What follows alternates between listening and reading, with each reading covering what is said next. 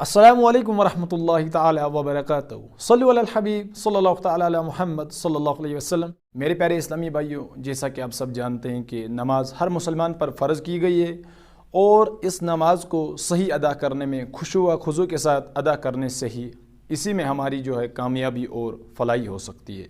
इसलिए हम आपके लिए आज लाए हैं एक इस्लामिक यूट्यूब चैनल जिसका नाम है अमली नमाज, यानी कि नमाज का प्रैक्टिकल तरीका। इसमें हम आज इंशाअल्लाह ताला अज़्ज़ा व जल आपको सिखाएंगे नमाज का अमली तरीका। तो इंशाअल्लाह ताला अज़्ज़ा व जल आप भी हमारे साथ बने रहिए और देखते रहिए। अल्लाह हम सब का हामी व नासिर हो। सल्लु अलल हबीब सल्लल्लाहु ताला अला मुहम्मद सल्लल्लाहु अलैहि वसल्लम।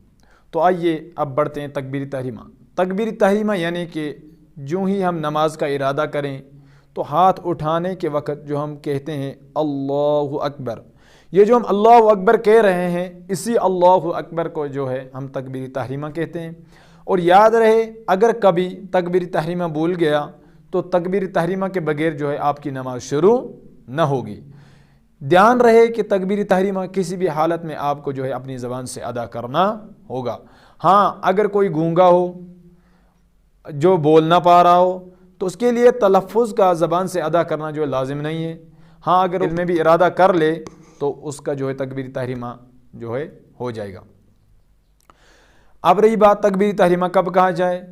तकबीर तहरीमा अगर आप इमाम साहब के पीछे नमाज़ पढ़ रहे हैं तो आपको इमाम साहब के तकबीर तहरीमा कहने के बाद, यानी कि इमाम साहब अल्लाहु अकबर कह लेंगे, उसके बाद आपको हाथ उठाने और अल्लाहु अकबर कहना पड़ेगा।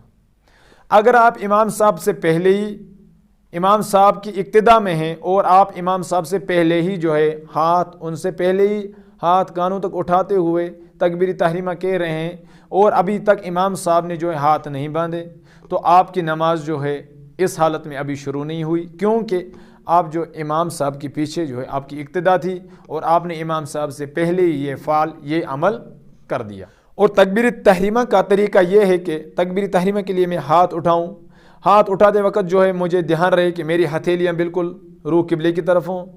रुख किबले की तरफ होते हुए उंगलियां अपनी पोजीशन पे छोड़नी है, बिल्कुल नॉर्मल पोजीशन पे छोड़ दें और अंगूठे बिल्कुल कान की लो से टकराते हुए आएँ और यहाँ से आप शुरू करिए अल्लाहु अकबर।